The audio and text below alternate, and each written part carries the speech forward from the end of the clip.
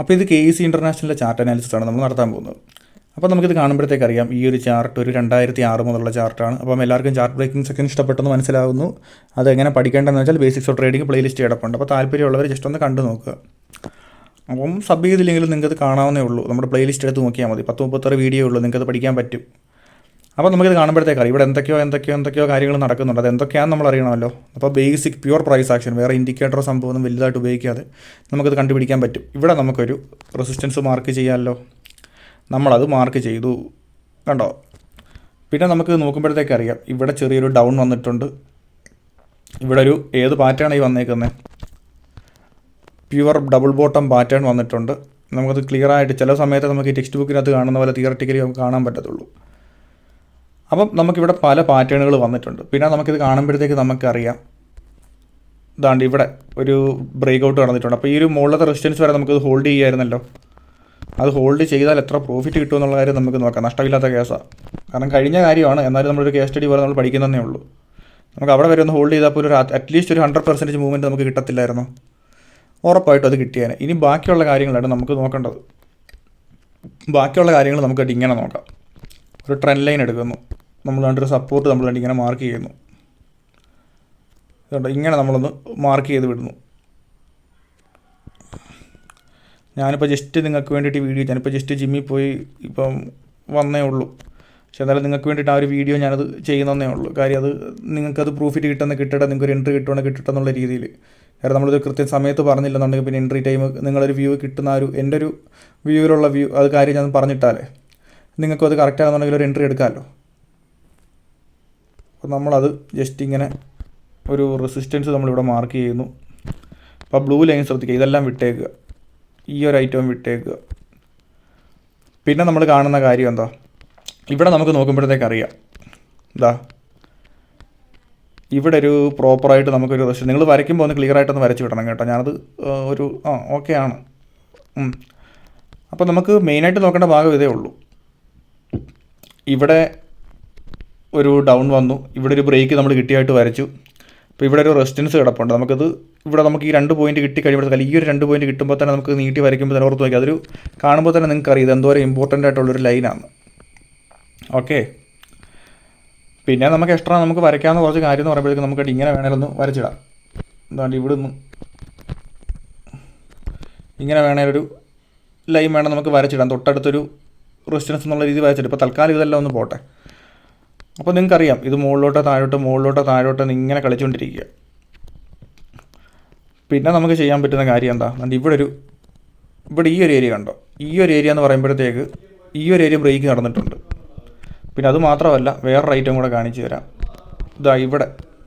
ഇവിടുന്ന് നല്ലൊരു break out ഇങ്ങോട്ട് നടന്നിട്ടുണ്ട്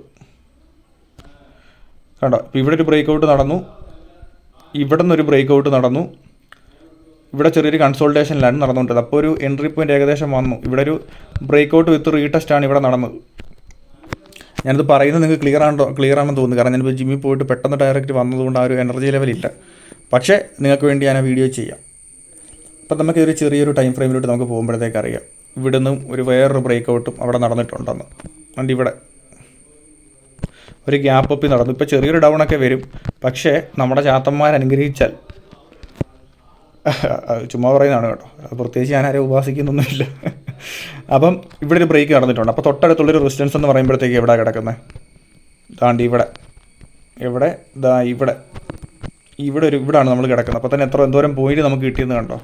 അറ്റ്ലീസ്റ്റ് ആ റെസിസ്റ്റൻസ് വരെ, അല്ലെങ്കിൽ ഞാൻ സാധാരണ ഇച്ചിരി തൊട്ട് താഴെ വരെയാണ് ഞാൻ കയറാറുള്ളത്. പക്ഷേ അവിടെ വെച്ചാലും വലിയ തെറ്റുള്ള കാര്യമൊന്നുമല്ല. ചെറിയൊരു റിസ്ക്കിൽ നിങ്ങൾ എൻട്രി എടുക്കുകയാണെന്നുണ്ടെങ്കിൽ ഇത് സ്റ്റോക്കിൻ്റെ സജഷൻ അല്ല, പെയ്ഡായിട്ടുള്ള കോളുകളോ അല്ലെങ്കിൽ നമ്മൾ സ്റ്റോക്ക് സജഷനോ ചെയ്യാറില്ല. എൻ്റെ ഒരു വ്യൂ ഞാൻ നിങ്ങളോട് ഷെയർ ചെയ്യുകയും ചെയ്യുന്നത്, മനസ്സിലായോ. അപ്പം നഷ്ടം വന്നാലും ലാഭം വന്നാലും കമ്പനി ഉത്തരവാദിത്തം വഹിക്കുന്നില്ല. നിങ്ങൾക്കിത് പറഞ്ഞു തരാൻ പഠിപ്പിച്ചു തരാൻ എനിക്ക് ഇഷ്ടമായതുകൊണ്ട് എനിക്കറിയാവുന്ന കാര്യങ്ങൾ ഞാൻ നിങ്ങൾക്ക് പറഞ്ഞു തരിക ചെയ്യുന്നത്.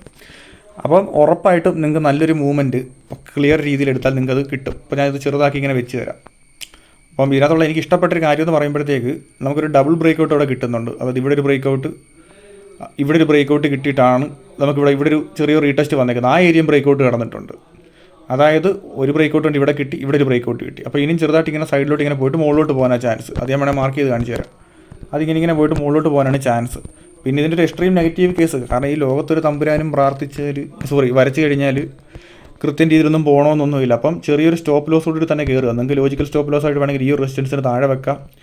ഈ ഒരു സ്വിങ് ലോ കണ്ടോ, ചെറിയൊരു സ്വിങ് ലോ, നിങ്ങളൊരു ചെറിയ ടൈം ഫ്രെയിം പോകുമ്പോൾ ഒന്നുകൂടെ ക്ലിയർ ആയിട്ട് അവിടെ വെക്കാം, നിങ്ങളൊരു റിസ്ക്കിനനുസരിച്ചിട്ട് മാത്രം. ഓക്കെ, അപ്പം താഴേന്ന് വാങ്ങിച്ചവരാരും പേടിക്കേണ്ട. ഇവിടെ ഒരു ബ്രേക്ക് ഔട്ട് ആണെങ്കിൽ ഇവിടെ കണ്ടിട്ട് വാങ്ങിച്ചവരാരും പേടിക്കേണ്ട. ഞാൻ വീഡിയോ ചെയ്യാൻ വേണ്ടിയിട്ട് ഉദ്ദേശിച്ചിരുന്നൊരു ഏരിയ ഈ ഒരു ഏരിയ ആണ്. അപ്പോൾ നിങ്ങൾക്കൊരു പ്രോഫിറ്റ് കിട്ടുവാണെങ്കിൽ കിട്ടട്ടെ എന്ന് വെച്ചിട്ട് മാത്രം കയറുന്നു. അപ്പോൾ നിങ്ങൾ ഫസ്റ്റ് ഓർക്കുക, പഠിച്ച കാര്യങ്ങൾ വരച്ച് നോക്കുക. ഒന്നും പഠിച്ചിട്ടില്ലാത്തവർ എന്ത് ചെയ്യണം, പുതിയതായിട്ട് കണ്ടവർ നമ്മുടെ ബേസിക്സ് ഓഫ് ട്രേഡിങ് കണ്ടു നോക്കുക, നന്നായിട്ട് പഠിക്കുക. പെയ്ഡോ കാര്യങ്ങളോ ഒന്നും ഇല്ലാതെ തന്നെ ചെയ്യാൻ പഠിച്ചാൽ ആ ഒരു പൈസയ്ക്ക് ഇവിടെ നിങ്ങൾക്ക് ട്രേഡ് ചെയ്ത് പഠിക്കാൻ പറ്റും. ഓക്കെ, പിന്നെ ബേസിക് കാര്യങ്ങളെല്ലാം നമ്മുടെ ചാനലിൽ നമ്മൾ അപ്ഡേറ്റ് ചെയ്യുന്നുണ്ട്. അതായത് പ്രത്യേകിച്ച് ന്യൂസുകളോ കാര്യങ്ങളൊന്നും അല്ല, പ്യുവർ പ്രൈസ് ആക്ഷൻ്റെ കാര്യങ്ങൾ. അപ്പോൾ നമുക്ക് ഒരുപാട് കാര്യങ്ങൾ പഠിക്കാനുണ്ട് ഇനിയും. അപ്പം ഒരുപാട് വീഡിയോസ് ചെയ്യാൻ പെൻഡിങ് ആയിട്ടുണ്ട്. ഇന്ന് ഞാൻ വേറൊരു വീഡിയോ ചെയ്യാമെന്നാണ് ശരിക്കും പറഞ്ഞാൽ ഞാൻ വിചാരിച്ചിരുന്നത്. പക്ഷേ അത് പ്രശ്നമെന്ന് പറയുമ്പോഴത്തേക്ക് നമുക്ക് ഓരോരോ കാര്യങ്ങൾ വരുമ്പോഴത്തേക്ക് നമ്മളങ്ങ് പുതിയ വീഡിയോസ് നമ്മൾ ചെയ്തു പോവുകയാണ് ചെയ്യുന്നത്. കുറേ സൈക്കോളജിക്കൽ വീഡിയോസും കുറേ കാര്യങ്ങളും എല്ലാം എൻ്റെ കയ്യിൽ ഒത്തിരി ലിസ്റ്റ് കിടപ്പുണ്ട്. നമുക്കതെല്ലാം ചെയ്യാം, നമുക്ക് ഒന്നിച്ച് പഠിക്കും, ഒന്നിച്ച് മുന്നോട്ട് പോകാം. നിങ്ങളെ പറഞ്ഞ് ബുദ്ധിമുട്ടിപ്പിക്കുന്നില്ല. എനിക്കറിയാം ഒത്തിരി വീഡിയോ ലെന്തായിപ്പോയാൽ നിങ്ങൾക്ക് ഇഷ്ടപ്പെടത്തില്ലെന്ന്. അപ്പോൾ മാക്സിമം ലെന്ത് കുറച്ച് മാക്സിമം ഇൻഫർമേഷൻ കേട്ടിട്ട് ഞാൻ പറയുന്നതാണ്. അപ്പോൾ ഇനിയും നമുക്ക് പുതിയ വീഡിയോയിൽ കാണാം. അപ്പോൾ നമുക്ക് മറ്റൊരു വീഡിയോയിൽ കാണുന്നത് വരെ ഗുഡ് ബൈ.